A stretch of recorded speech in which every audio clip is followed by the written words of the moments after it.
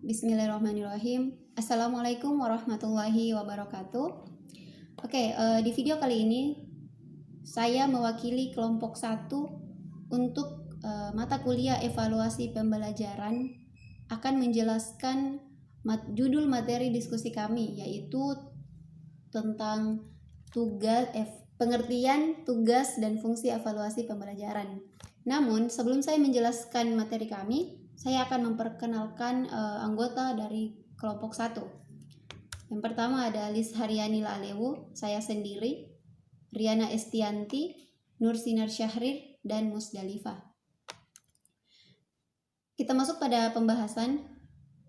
Poin pertama yaitu pengertian evaluasi pembelajaran. Kata evaluasi berasal dari bahasa Inggris, evaluation atau nilai.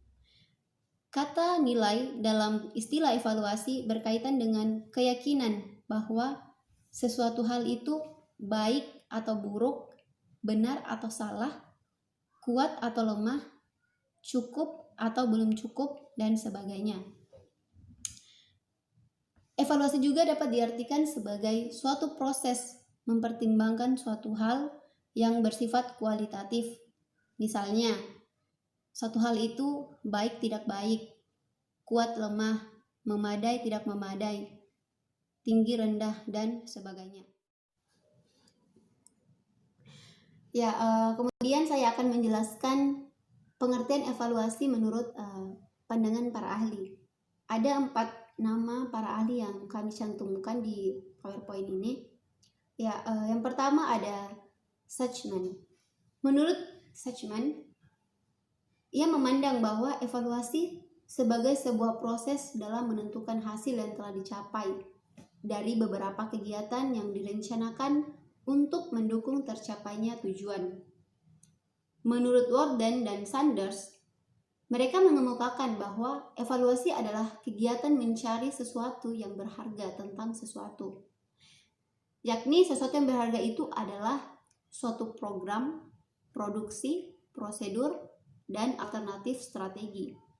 Kemudian menurut Staff Lebim, ia menjelaskan bahwa evaluasi merupakan suatu penggambaran, pencarian, dan pemberian informasi penting bagi pengambil keputusan dalam menemukan alternatif putusan.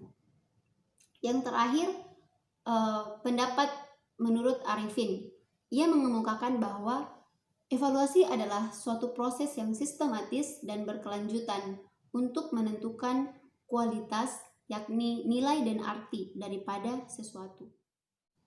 Namun, istilah evaluasi pembelajaran sering disamaartikan dengan ujian. Meskipun saling berkaitan, akan tetapi tidak mencakup keseluruhan makna yang sebenarnya.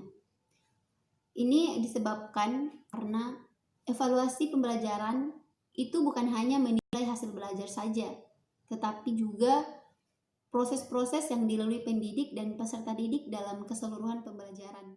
Sedangkan tes itu adalah istilah yang paling sempit pengertiannya dari keempat istilah lainnya, yaitu pengukuran, evaluasi, dan penilaian. Di mana tes ini kita membuat dan mengajukan sejumlah pertanyaan yang harus dijawab oleh orang lain.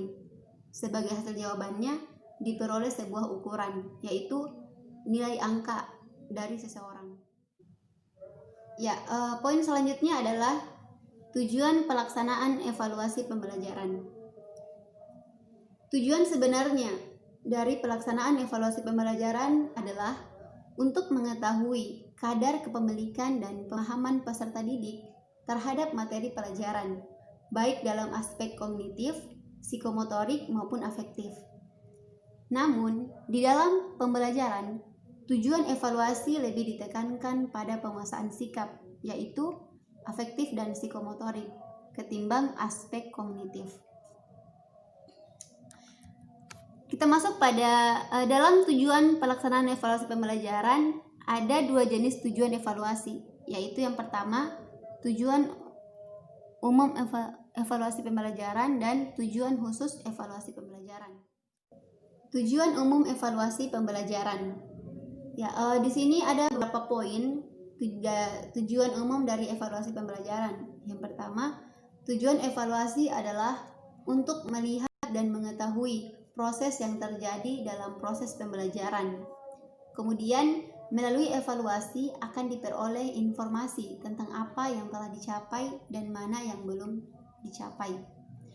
Yang ketiga, evaluasi memberikan informasi bagi kelas dan pendidik untuk meningkatkan kualitas proses belajar mengajar. Evaluasi sebagai komponen pengajaran adalah proses untuk mengetahui keberhasilan program pengajaran dan merupakan proses penilaian yang bertujuan untuk mengetahui kesukaran-kesukaran yang melekat pada proses belajar. Evaluasi dalam pembelajaran dilaksanakan untuk memperoleh informasi tentang aspek yang berkaitan dengan pembelajaran. Adapun tujuan khusus evaluasi pembelajaran yaitu untuk memberikan klarifikasi tentang sifat hasil pembelajaran yang telah dilaksanakan, memberikan informasi tentang ketercapaian tujuan jangka pendek yang telah dilaksanakan, memberikan masukan untuk kemajuan pembelajaran, memberikan informasi tentang kesulitan dalam pembelajaran, dan untuk memilih pengalaman pembelajaran di masa yang akan datang. Maksudnya di sini belajar dari pembelajaran yang sebelumnya. Jika ada mungkin dari segi media pembelajaran yang digunakan kurang pas atau kurang sesuai dengan peserta didik, maka di pembelajaran berikutnya atau di semester berikutnya pendidik bisa mencari alternatif lain, media lain yang bisa digunakan dalam proses pembelajaran, sehingga peserta didik bisa menerima materi pelajaran dengan baik. Kemudian dalam proses pembelajaran itu memiliki 3 hal penting, yaitu input, transformasi, dan output. Input di sini adalah peserta didik yang telah dinilai kemampuannya dan siap menjalani proses pembelajaran. Sedangkan transformasi adalah segala unsur yang berkaitan dengan proses pembelajaran, baik itu guru, media, bahan ajar, metode pengajaran, sarana penunjang, dan sistem administrasi. Sedangkan output adalah capaian yang telah dihasilkan dari proses pembelajaran. Poin selanjutnya adalah fungsi evaluasi pembelajaran. Di sini Ana Sudijono memposisikan fungsi evaluasi pembelajaran kepada 2 fungsi, yaitu fungsi umum dan fungsi khusus. Di mana fungsi umum itu ada 3, yaitu yang pertama mengukur kemajuan. Mengukur kemajuan di sini yakni baik itu mengukur peserta didik, media yang digunakan baik atau tidak, juga pendidik itu sendiri. Intinya mengukur kemampuan di sini mengukur segala sesuatu yang termasuk dalam proses pembelajaran. Yang kedua adalah penunjang penyusunan rencana. Dalam penunjang penyusunan rencana ini penunjang penyusunan rencana di sini pendidik setidaknya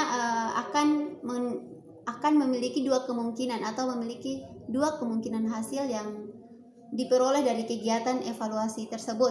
Yang pertama, hasil evaluasi ternyata menggembirakan, sebab tujuan yang telah ditentukan dapat dicapai sesuai dengan direncanakan.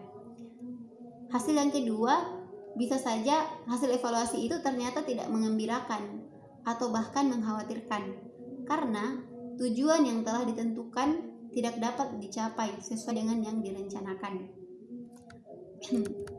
Kemudian setelah mendapatkan 2 kemungkinan hasil tersebut, dicari metode-metode lain yang dipandang lebih tepat dan lebih sesuai dengan keadaan dan keperluan. Dengan demikian dapat dikatakan bahwa fungsi evaluasi itu memiliki fungsi menunjang penyusunan rencana. Fungsi yang ketiga yaitu memperbaiki atau melakukan penyempurnaan kembali. Yang kedua adalah fungsi khusus. Secara khusus, fungsi evaluasi dalam dunia pendidikan dapat dilihat dari 3 segi, yaitu segi psikologis, segi didaktif, segi administratif. Di mana dari segi psikologis, dari sisi peserta didik, evaluasi pembelajaran secara psikologis akan memberikan pedoman untuk kepada peserta didik untuk mengenal kapasitas dan status dirinya masing-masing di tengah-tengah kelompok atau kelasnya. Sedangkan bagi pendidik akan memberikan pedoman guna menentukan langkah-langkah apa saja yang perlu dilakukan selanjutnya. Dan di sini pendidik sudah bisa memahami sejauh mana usaha yang telah dilakukan selama ini yang telah membawa hasil. Kemudian dari segi didaktik, fungsinya bagi peserta didik adalah memberikan dorongan atau motivasi kepada mereka untuk dapat memperbaiki, meningkatkan, dan mempertahankan prestasinya. Sedangkan bagi pendidik, yaitu bisa memberikan landasan untuk menilai hasil usaha atau prestasi yang telah dicapai oleh peserta didiknya, memberikan informasi yang sangat berguna untuk mengetahui posisi masing-masing dari peserta didik di tengah-tengah kelompoknya. Kemudian memberikan bahan yang penting untuk memilih dan kemudian menetapkan status peserta didik. Memberikan pedoman untuk mencari dan menemukan jalan keluar bagi peserta didik yang memang memerlukannya. Kemudian yang terakhir, memberikan petunjuk tentang sejauh manakah program pengajaran yang telah ditentukan dapat dicapai. Dari segi administratif, di sini evaluasi pembelajaran memiliki 3 macam fungsi. Yaitu yang pertama, fungsi memberikan laporan, kemudian memberikan bahan-bahan keterangan atau data. Yang ketiga, memberikan gambaran. Sejalan dengan fungsi-fungsi evaluasi yang telah dijelaskan sebelumnya, Daryanto menyatakan bahwa jika ditinjau dari berbagai segi dalam sistem pembelajaran, maka fungsi evaluasi terdapat beberapa hal. Di antaranya, evaluasi berfungsi selektif, evaluasi berfungsi diagnostik, evaluasi berfungsi sebagai penempatan, dan evaluasi berfungsi sebagai pengukuran keberhasilan. Oke, itulah tadi penjelasan dari PowerPoint yang kami sajikan. Semoga dari penjelasan tadi dan dari isi dari PowerPoint kami ini bisa bermanfaat untuk teman-teman semua. Saya mewakili kelompok 1 mengucapkan terima kasih. Akhir kata saya ucapkan wassalamualaikum warahmatullahi wabarakatuh.